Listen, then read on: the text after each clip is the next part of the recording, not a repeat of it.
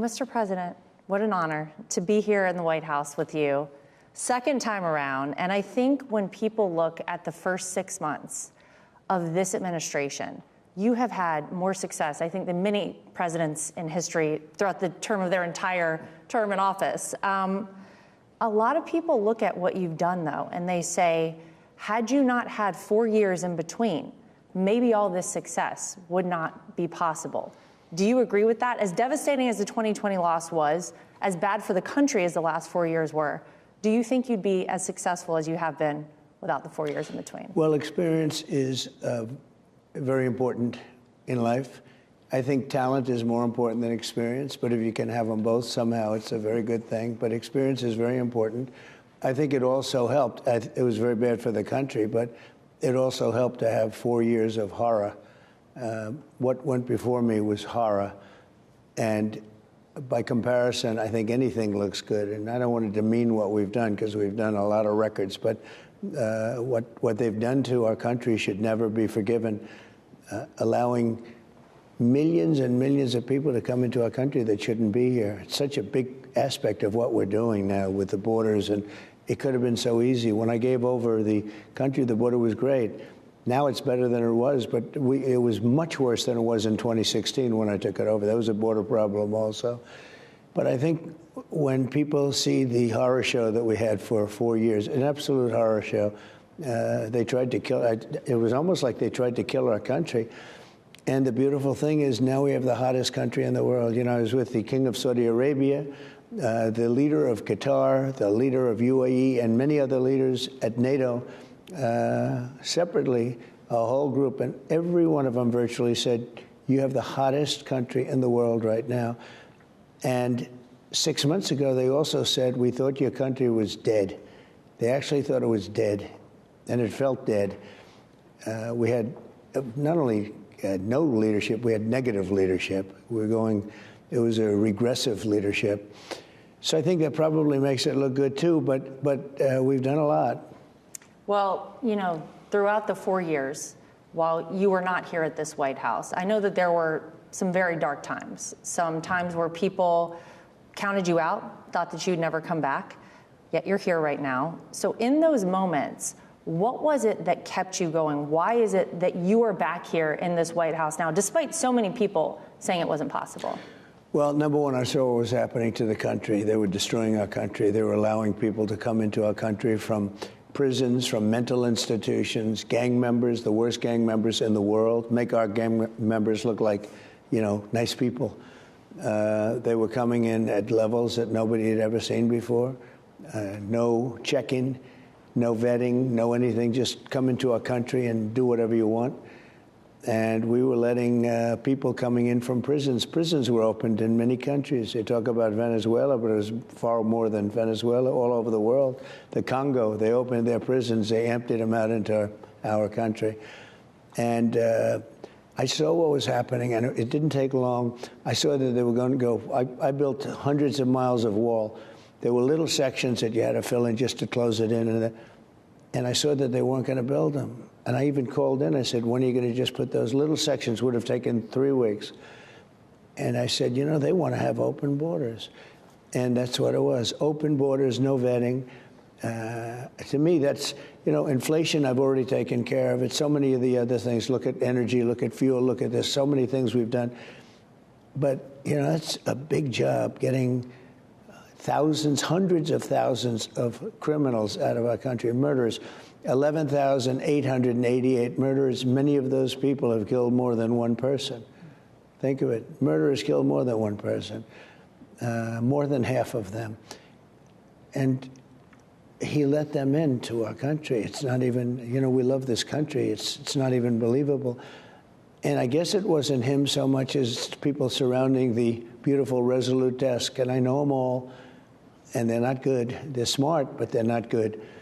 They're smart in a different way, but evil intention. And he was the worst president in the history of our country because of them also, but he was the worst president in the history of our country, and nobody's done such damage to our country, and we're fixing it, and I think we're fixing it very fast.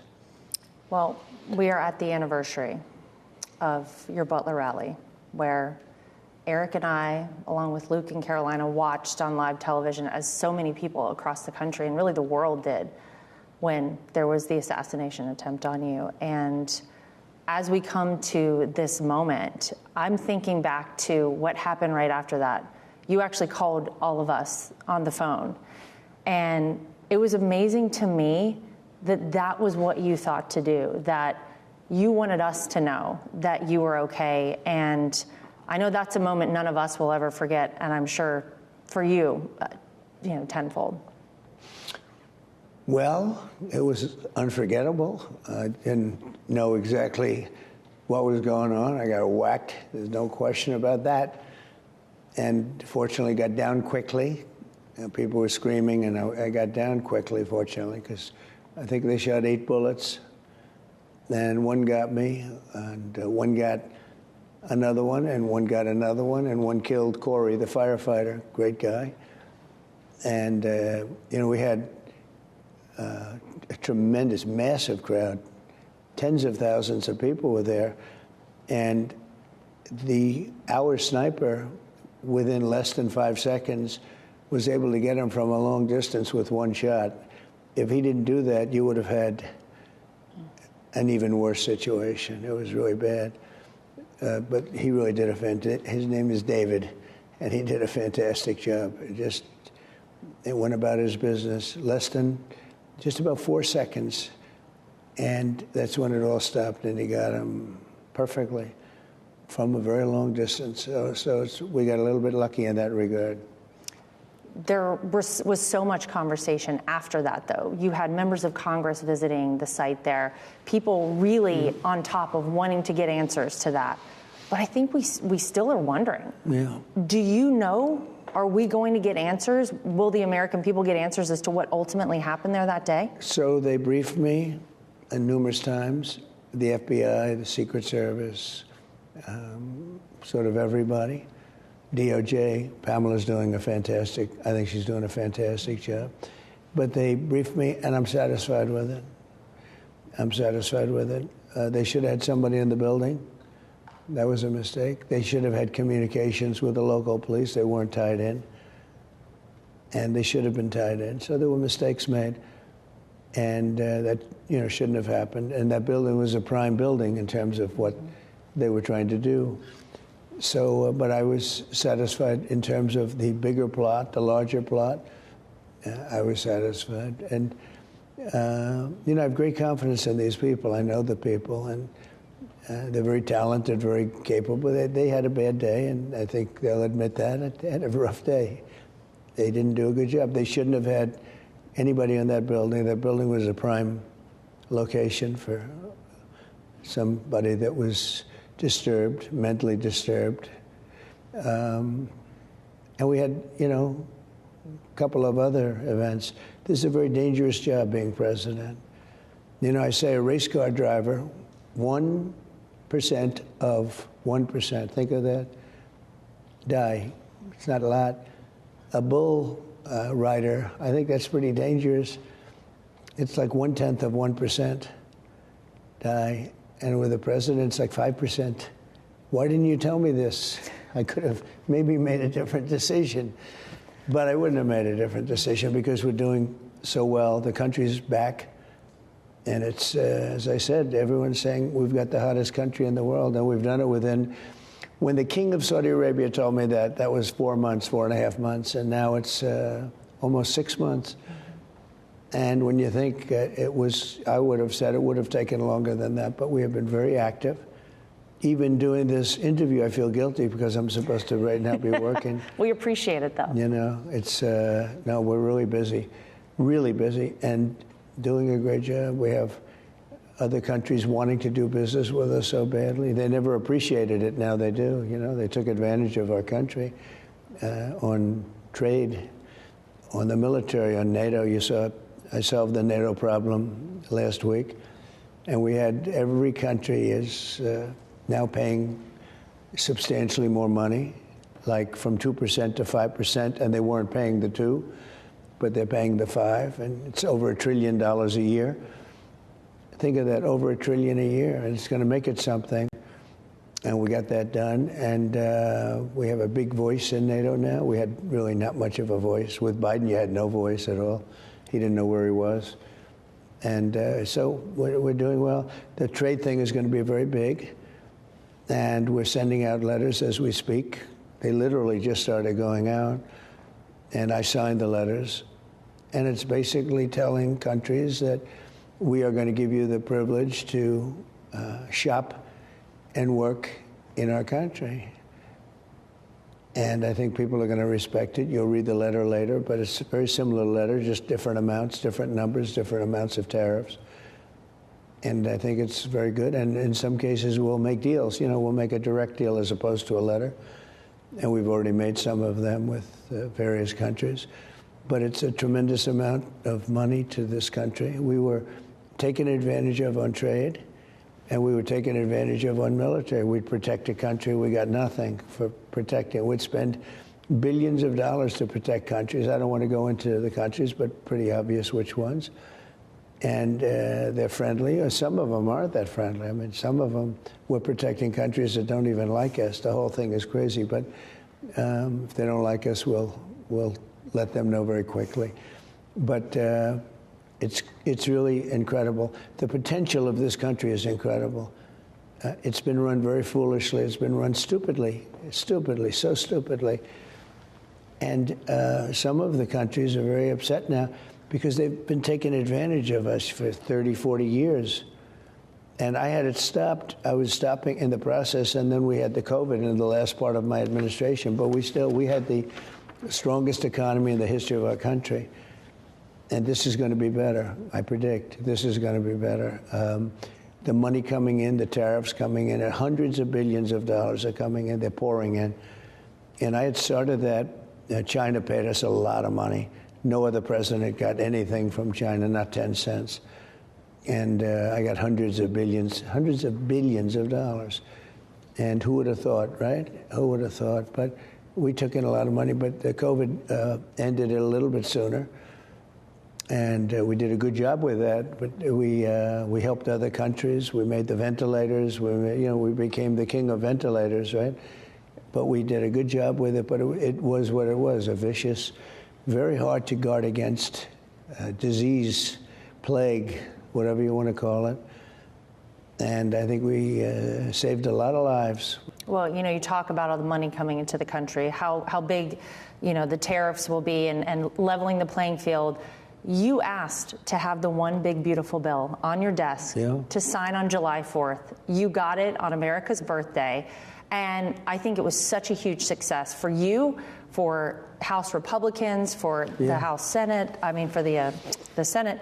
The question I think a lot of people have is, when will they actually start to see the positive impact from the one big, beautiful bill in their lives? The tax cuts, all of the big things that we could see from that. They're already seeing them, and we are getting investment because of that bill. We are having investment made in this country that nobody's ever believed. We're up to close to $15 trillion. Other administrations they wouldn't do that in 4 years. $15 trillion, and we did it in, that was a number from a couple of months ago, and now it's substantially higher than that. We're having car companies come in and build their plants here, which they wouldn't have even thought about. They would have never done it. We have AI, which is the big hot thing, and they're spending trillions of dollars in this country. They wouldn't have done that without what we just did last week. And, I tell Republicans, you have to speak positively about it. Like when I have a chance with you and your show is doing so well, your ratings are so good. What's going on? Better after this. Well, you'll get good ratings, but your ratings were good without this. You're doing fantastically well. And I watch you, I watch Mark Levin. You have some good people, and it's not easy to watch. Very, very much television, must-see television, but congratulations. It's really a great success. So I say to people, Republicans or anybody, explain the bill, because it's so big and so good. Because the Democrats, they only do one thing good, and that's complain. And they say it's going to cause death and this and that. They don't mean it's a soundbite. Somebody gave them a soundbite. It's going to cause death. Not going to cause death. It's going to keep people alive, and it's going to make our country successful and really successful. So I always say you have to explain, because they have sound bites like Russia, Russia, Russia was a sound bite. They made up the 51 intelligence agents. They made up it came from Russia. No, it came from Hunter Biden's bathroom or bedroom or wherever the hell he wrote it and did that terrible stuff. But they had, they make up a soundbite and they send it to the fake news and they send it all over the place. So we have to fight back and we have to live by our wits. And it's unbelievable. It's the most incredible bill, one of the most incredible bills ever passed, and it's the biggest. It's the biggest bill of its kind ever passed, and we have to talk about it. When you think about no tax on tips, no tax on Social Security, no tax on overtime, a big tax cut in addition to that, plus we're saving the tax cut that we made years ago, which is big. It expired in another couple of months. It would have expired. They would have had a 68% tax increase, and now they have a tax cut. And you have to explain that to people because, the public, they're driving a cab, they're working as a lawyer, accountant, or a teacher, or doing any one of a million different things. They're not into it like we are. You have to explain it. So every chance you get, because what they do is they set a phony, they're fake. The Democrats are fake. They're part of the fake news. And the fake news will take it and they'll go with it. Because I have learned so much about the news, about how crooked these newspapers are, like the New York Times is pure crooked, the Washington Post, so many of them. I so admire honest reporting. There's not that much of it, though. We really don't have that much. And I think to make America great again, you need we have to get a bigger percentage than we have. And nobody understands why. Why would somebody make up stories to make Biden look good when the man was grossly incompetent? What good does it do? I mean, other than lose credibility, they're down at the lowest number for credibility that they've ever had. They're way below Congress, which is very interesting. And I think Congress came a long way recently because we have people like Mike Johnson. He's been incredible. John Thune's been incredible. All of the people under them in, the Senate and the House.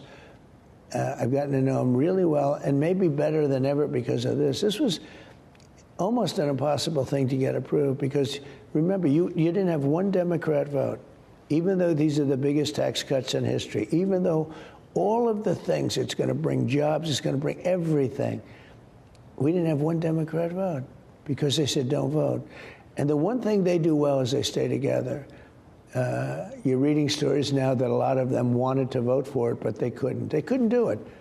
I read one this morning about a certain Democrat from a certain location in New York who wanted to vote so badly for it. He said, this is going to kill our career if we don't vote. And he really didn't vote because they really do control that. It's pretty incredible. And they stick together.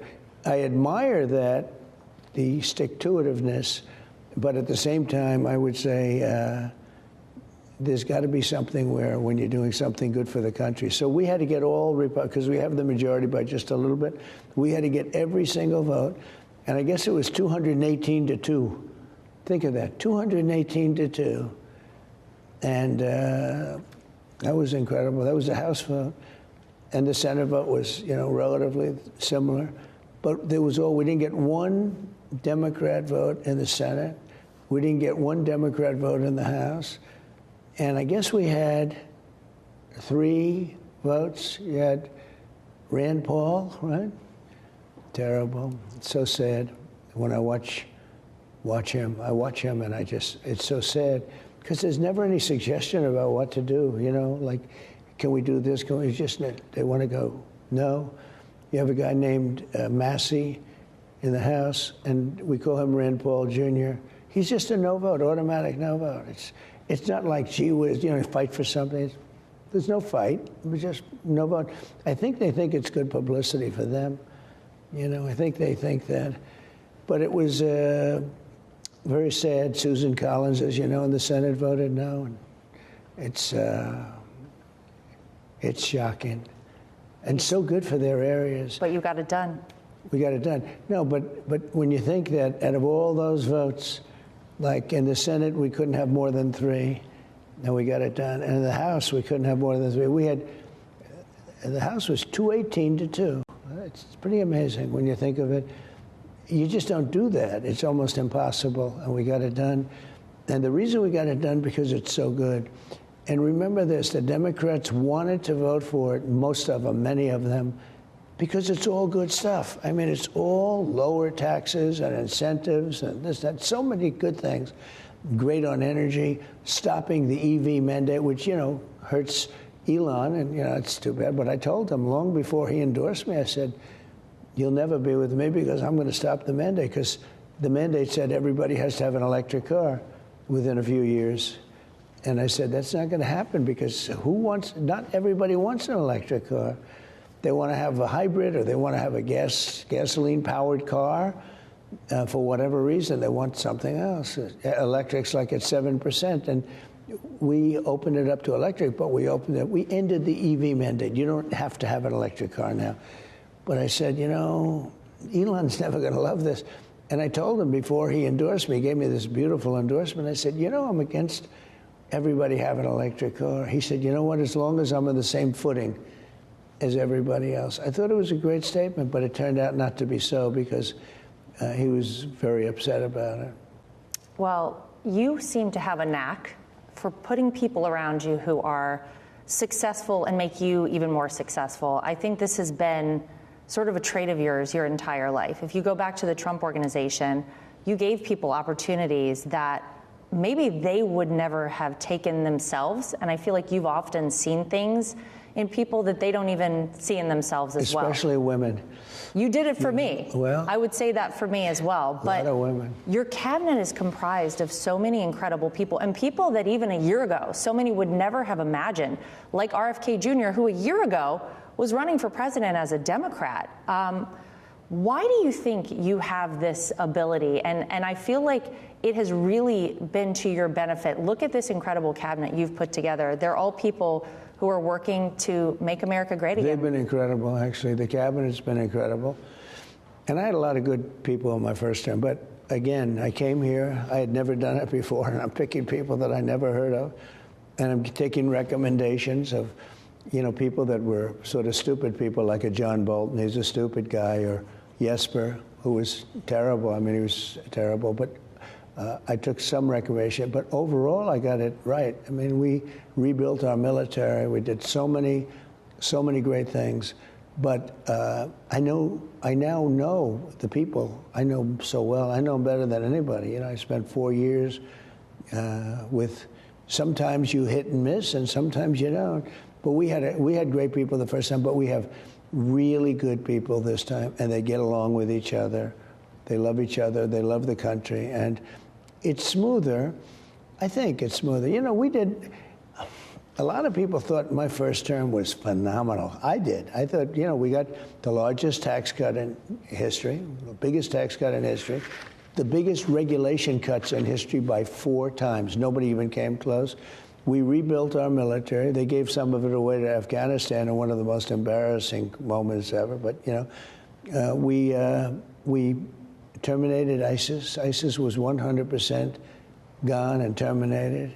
They started making a little bit of a comeback since Biden got in, as you know, but they were gone, and we'll take care of it.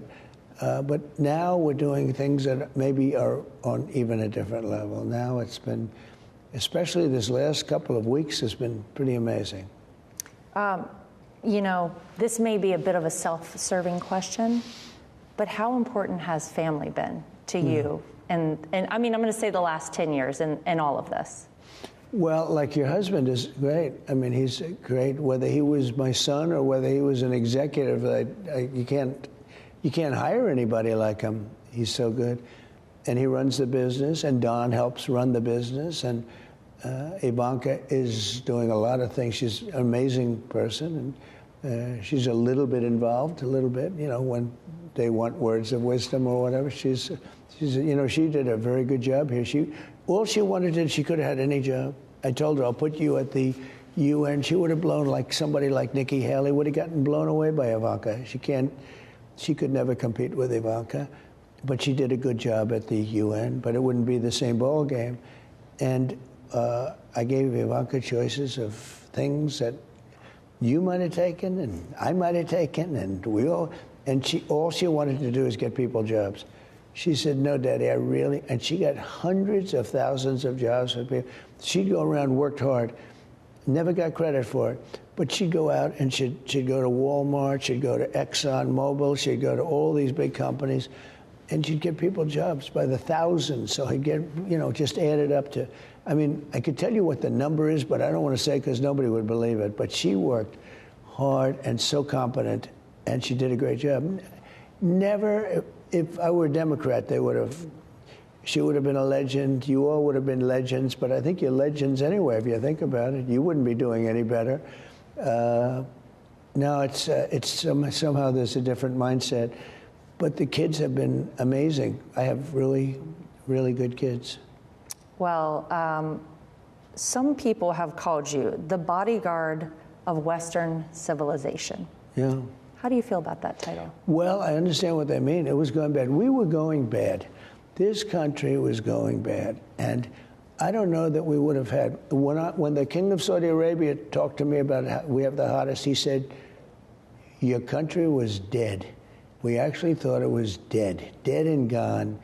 And they were already starting to talk to China about, getting involved in China, which was unnatural for them. A lot of people were talking to China and others about getting involved because we were a dead country. We were gone. And in the minds of many, I tell you, in my mind, one of the reasons I ran, I saw what was happening very early on. When I saw people pouring across our border, I said, no, put up that little, it would have taken three weeks to put up little sections of wall that we laid out because of legal reasons, condemnation reasons, different things. And because we wanted to bring our equipment back in through the wall, because we built hundreds of miles. And I said, why aren't they filling that in? It would have been complete. In fact, I added a lot more. I built a lot more than I said I was going to build. I made it much longer. But I said, they want to have open borders. That was the first time I realized it. I didn't think it would be possible for anybody to want open borders because, who would want open borders? And open borders where people come in totally unvetted and unchecked, totally, just walk right in, walk right through. And some of the people, I know I want to be politically correct, but some of these people, you can look at them and you can say, these people are trouble. This is a rough group of people. And we're right now getting them out. And you know what? ICE and Border Patrol, Tom Holman, Christie's been amazing. Tom has been amazing. Tom was one of my first people that I put in. I said, you got to just do the border. He didn't want to do anything else. He just wanted to, because that's what he wants to do. But you have a big deal with lots of other things there. And I said, who'd be the best to head it up? Homeland Security. And he said, I'd like Christie Noem. And I said, that's great. Now, I knew her very well, but I didn't know her that way. She was a great governor, South Dakota, really did a good job. But, boy, she's been great. And every one of I can't think of one who hasn't been at least very good. They've all been terrific, and it's been really good. But I think we get a lot of credit on the border because last month we had 0 people come into our country. We had people come in, but they had to come in legally. They come in through a process. We want people to come in. We need people because we have a booming business climate now, and the farmers need people, and hotels need people, et cetera. But coming in illegally, we had 0. Now, even I'm not sure that I can believe that number. You're talking about hundreds of thousands, millions of people came in through Biden, and they say 0. But, and the people that do the list tend to be a very liberal group, I will tell you, that have been there a long time.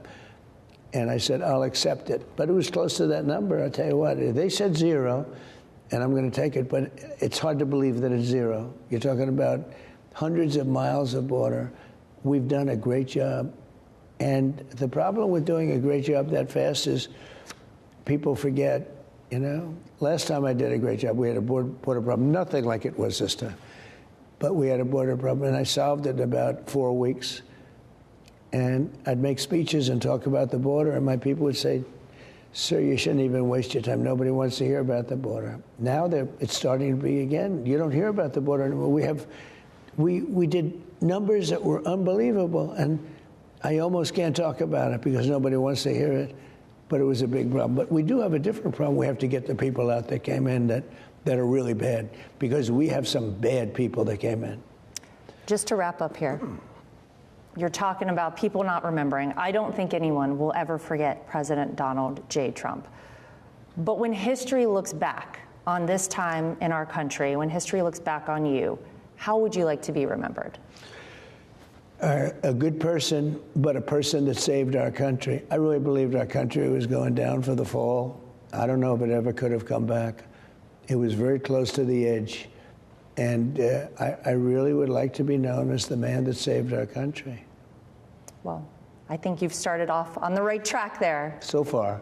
Well, Mr. President, thank you for sitting down with us. We appreciate it. Thank you.